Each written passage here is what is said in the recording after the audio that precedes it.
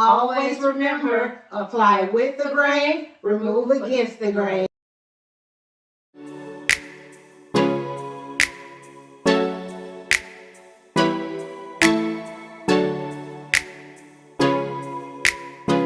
Hi guys, welcome to another episode of On the Wax Table. I'm Lawanda, your fierce cosmetologist, esthetician, and educator.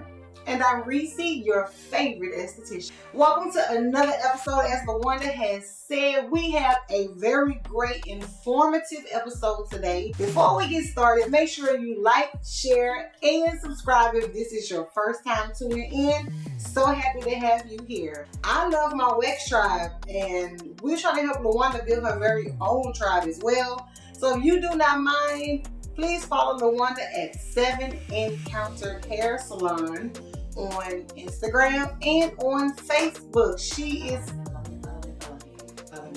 Follow me. Let's roll one. Let's roll. Hey, let's roll. Do your beat. You just need to do a beat. Come on, do that beat. Hey, oh. Hey, we on the wax table. Okay. Hey, oh. I'm On the wax table, you get to see the two girls speaking some knowledge. Yeah. Girl, Tamale. It's all tamale. I'm hungry now. It's always a vibe here on the wax table, and we are so happy to welcome you to our tribe. So today is going to be a very, very special and informative show. As we've already stated, we're going to be talking about Hirsutism. That's how they say it. Hirsutism. That's how they say it. Say it again. Hirsutism. Hirsute. Who is Hirsute? He sounds like an attorney or some running for a politician. Like Chinese. Hirsutism. So how do you say it? I say Hirsutism. Hirsutism. I ain't gonna say it's. I'm like I'm just the president of the Hirsutism. Hirsutism. I say Hirsutism. Hirsutism. So let's get into this video on today. Hirsutism. Yes. What is Hirsutism? Hirsutism is an excess amount of growth, hair growth. Yeah. It's from the hormone androgen, which is a male hormone. Right. So what it basically does is that hormone is producing excessively in the female body. So it is causing an influx of hair growth in areas where hair will normally not grow in that manner in women. So it produces for men. Yeah, for men. So it's a male-like hair growth pattern in women. And so what are some of those areas where the hair would grow where it should be thin or vellus? For women, on the lip, like how men has a mustache. A woman will have a thicker, more coarse texture hair coming, as opposed to fine baby hairs, thin hairs. The lip, the chin, sideburns, face hair. You can have it on your stomach, your back. I haven't really seen it other places. I mean, I've seen people with a lot on their hair, on their arms, but I don't think it was as bad as these. Like we all have hair on our legs, but some people like with Hirsutism, it can be excessive. It can look like athlete leg hair. No, what's athlete leg hair? I don't know, but you don't see the athletes like the track runners. They track. You just shake your legs? No. Oh, okay. Well, you were safe. You were safe. But I had hair. Now that I think about it, I did have hair. I just didn't. Like the men track runner, it's like so thick you can braid it on. It might have been. I doubt it. The athletes be having, like it just be. And you can have it like in your underarm, but it's just more. It's more than it needs to be. If it's excessive, it's likely Hirsutism. But we are not medical professionals, so we are not here diagnosing anyone. Not at all. If you believe that you may have Hirsutism by the end of this video, definitely consult with your primary care physician and or your gynecologist. Or come see us. We can refer you. We can wax it. I would be more high five for waxing. I would be more than that. I would wax your ball like a naked mole rat. I get all the hair except the eyebrow. Like what girl? A naked mole rat. You ever seen one?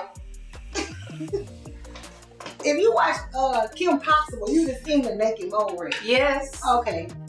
I didn't think about it. I had your bell, butterball, slick slide on you down. Baby daddy or husband, whoever be ready to be like, oh, baby, she's so sweet. Like baby arm. Yep, baby arm.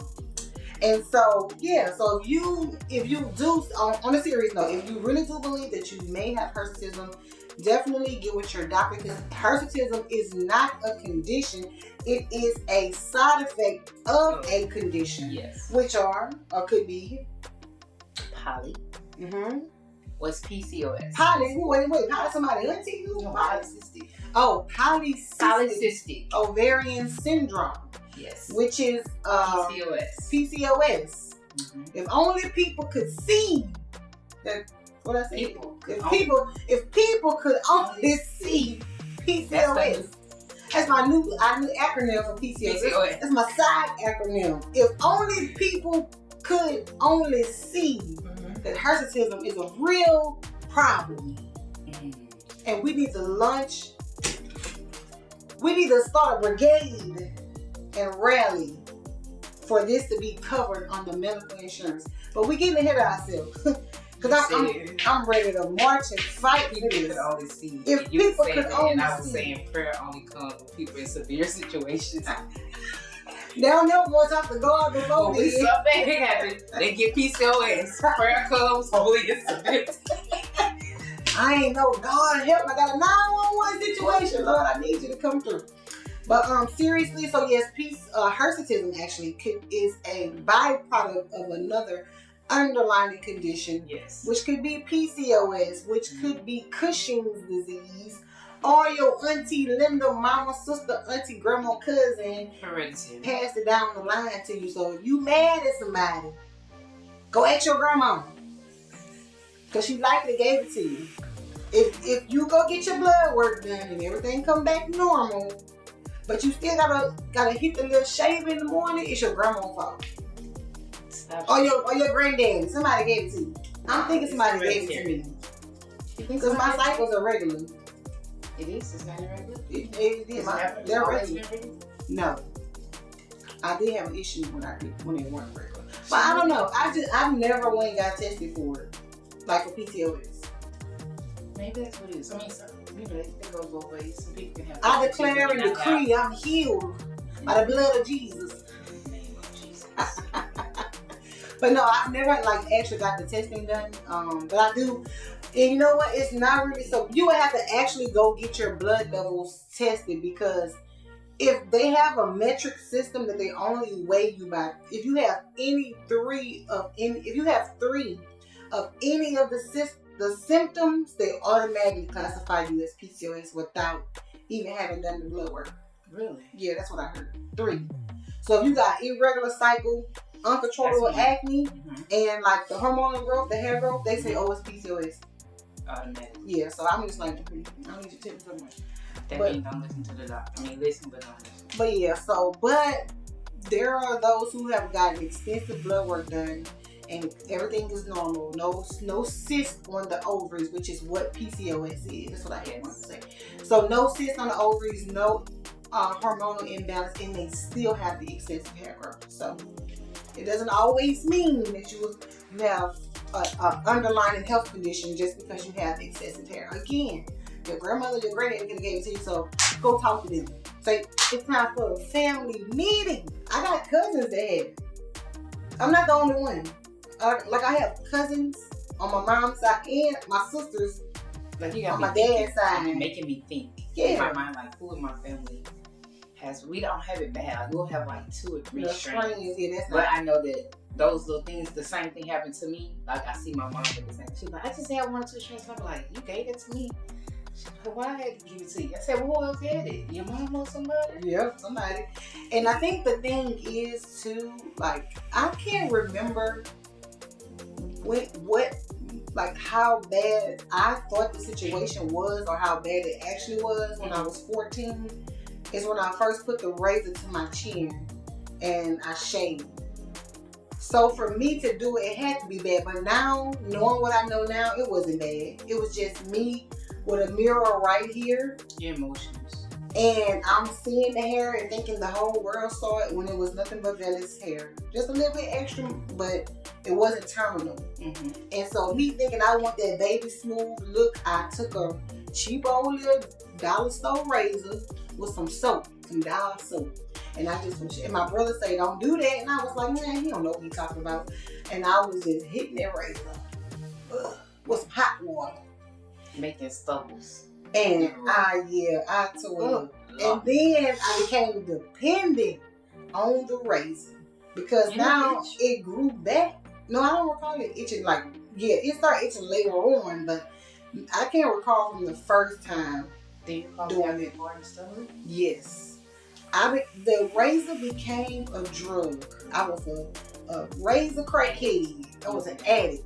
Because when the hair grew back and it was thick and stubbly, now I gotta do it again. And I'm doing it again. Then it go from, a little bit here and a little bit there to every week. Every 3 days. Every 3 days. I have to do it.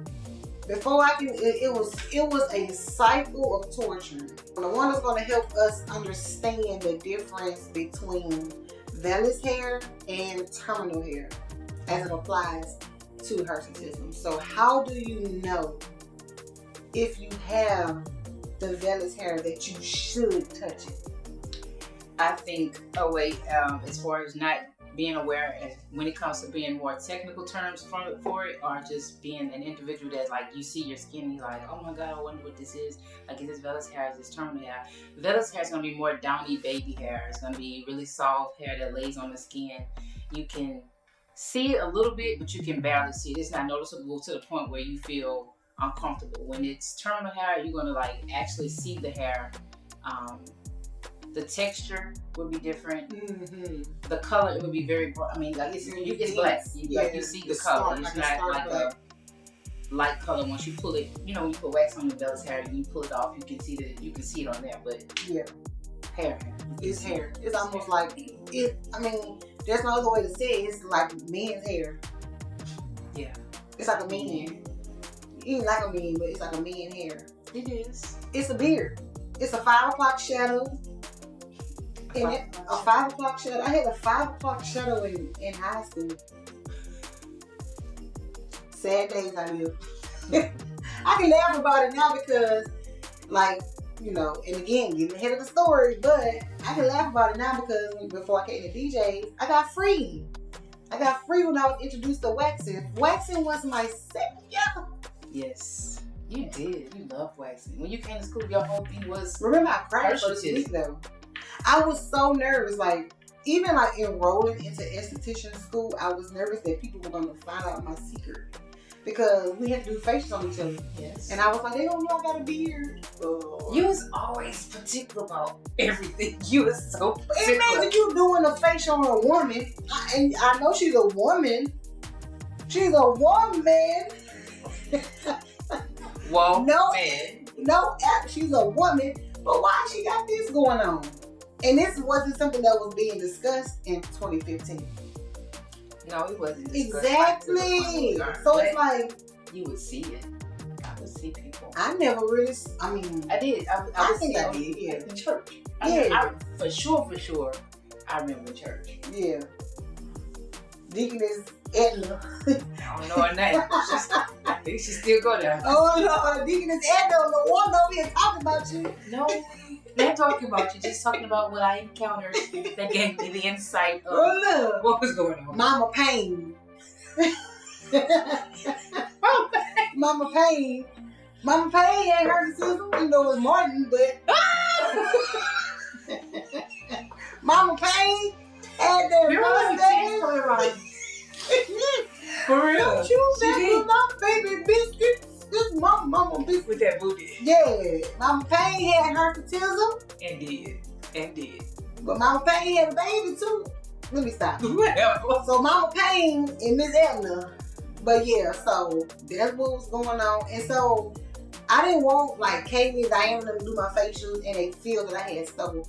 And I really felt real comfortable with Kaylee. That's why I would always pick her to do my face, because she's a not saying nobody else wasn't, like there's not no shade to nobody else, but she does definitely have that it factor that a lot of estheticians don't have, which is that level of empathy and no judgment. Like you have this, I just want your skin. But she was like a fixture too. Like she would like dive into whatever it was that we were doing with a different mindset. Nothing was ever judgmental. It was always like, yeah. And she was really passionate about skin. Yeah. We're gonna bring Kenny. Kenny's probably gonna be our first guest. When we're just trying to get a little comfortable and get our flow. But when we start inviting guests, she's definitely gonna be the first. But yeah, I felt real comfortable with her, and I will be out asleep. Whenever she got to that scalp massage, your girl was gone. Like all the judgment, all the inhibitions, all of the anxiety and stuff was gone when you're with somebody that you're comfortable with. But so that was professional. What about when we got to waxing? So when we finally got to the waxing course, I was afraid. I was comfortable with the girls. By then? Yeah, way back. Okay. We were locked in. We were doing lunch and everything. So when we got to the waxing part, Hazel did my first wax, by the way. I didn't think about that. Yeah, Hazel did my first wax. And so she was just like, you gotta let it grow out. I'm like, oh no. Oh, you did? You was like, I gotta shave this. I got church. I gotta be at church. I was like, no, you have to let it grow so it can. That's the only way gonna pull it out. Yep, and boy. She started letting it grow, guys. That was hard. And when I tell my clients, you gotta let it grow out, and they do that crab. I remember. I said, I've been where you are, so I know what you feel. But we gotta. I'm telling you, on the other side of that thing is glory.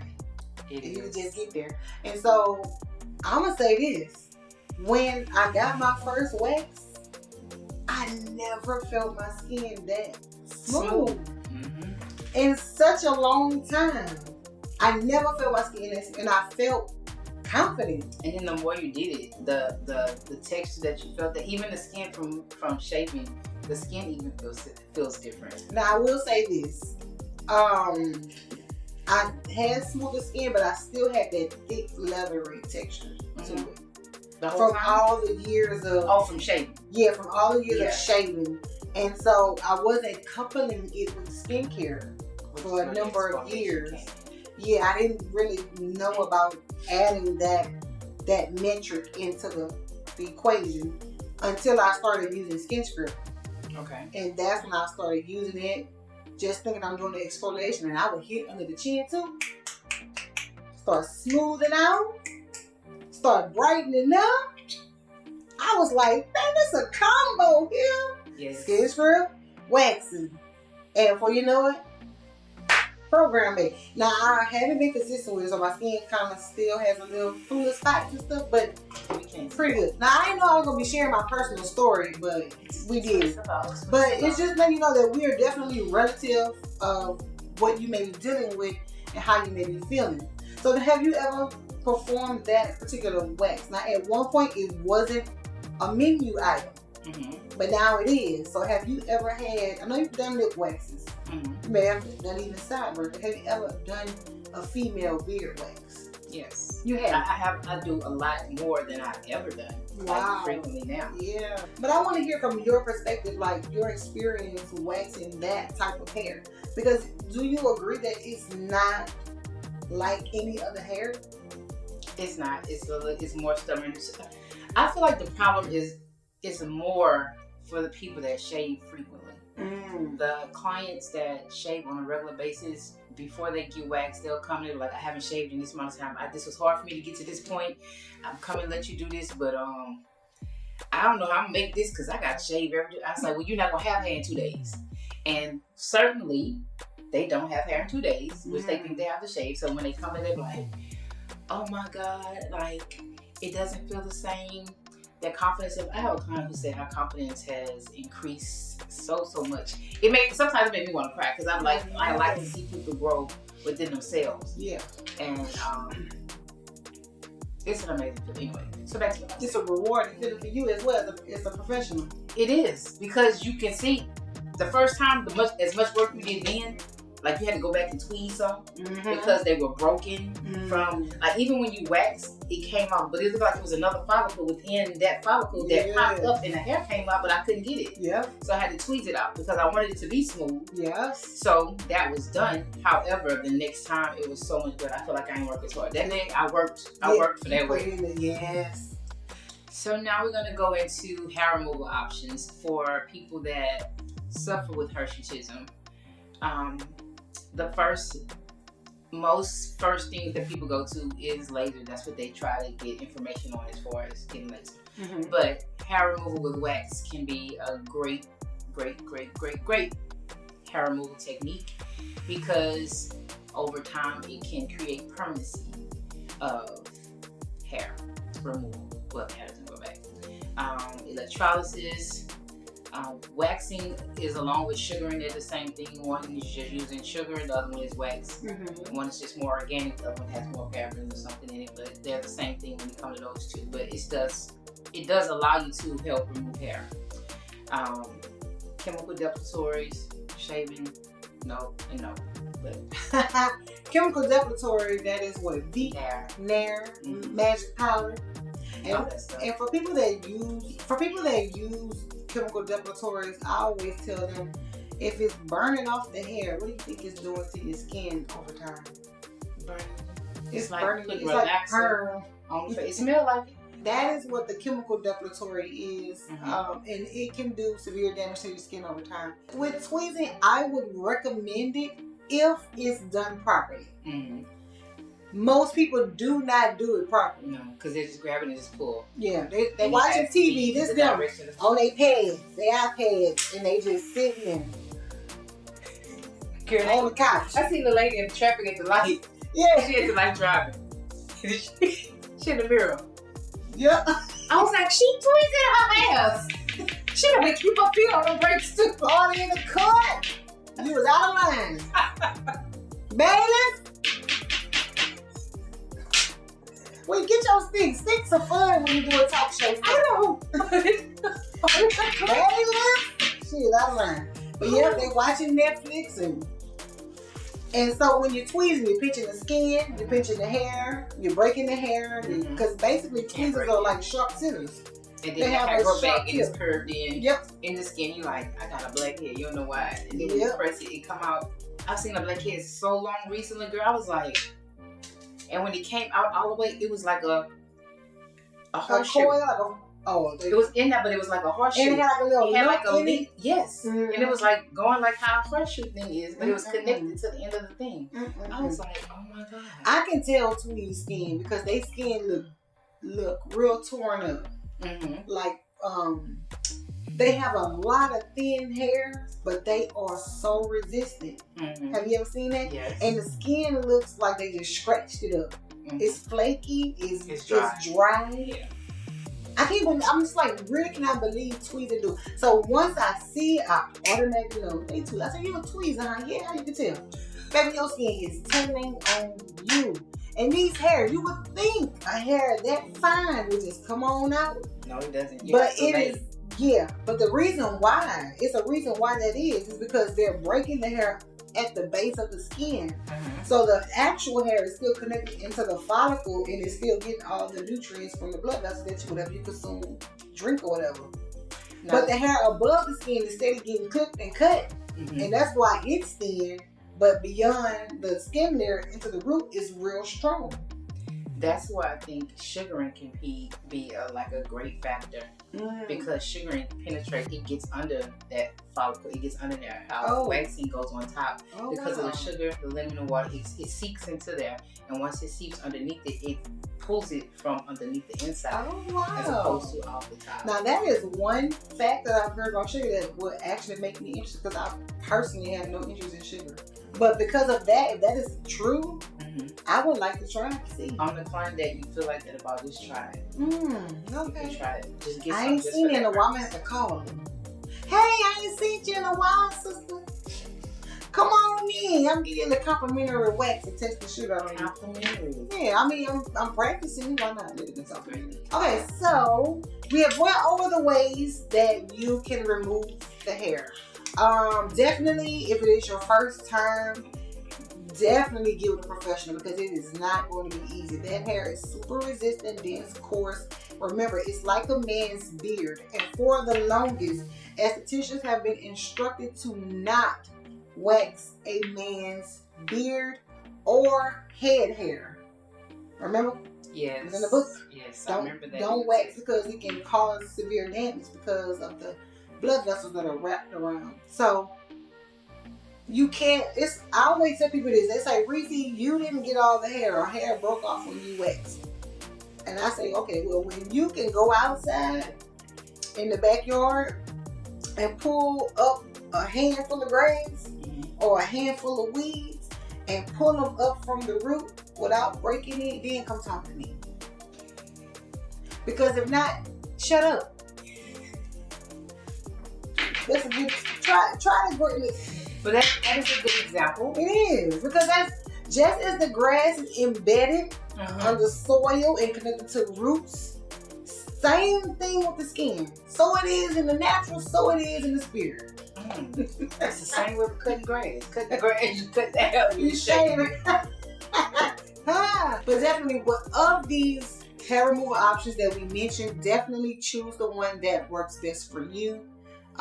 Technique wise, results wise, and financially, because they're priced in different brackets based on the service. Of course, laser and electrolysis would be the more expensive. Yes. Waxing and sugaring it can build up to be an expensive cost, but initially or at that time, like I always tell people, I don't have $500 right now on hand to just give for laser electrolysis. I got $40. Yes, I can do 40. Yeah, so you choose what works best for you. And again, don't come in the comments telling people get laser, get electrolysis. Let people decide what works best for them.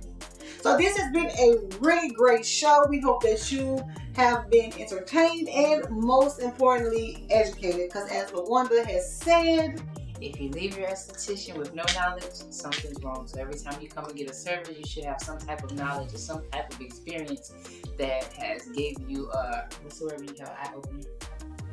Eye-opener? Illumination? That's your new word. My new word is illumination. You should be illuminating light your bulb. mind. Light bulb. Oh, really? Oh, a light bulb. Go off like, oh, ding. Yes. And every time you come on the show on the wax table, you should leave more informed, illuminated, enlightened, and have a light bulb. Ding. So until next time, we will see you on the next Waxing Wednesday. I'm Reacee Wright, your favorite esthetician. And I am Lawanda Thomas, your fierce cosmetologist, educator, esthetician. And remember, always apply with the grain, remove against the grain. We'll see you in the next episode. Bye-bye.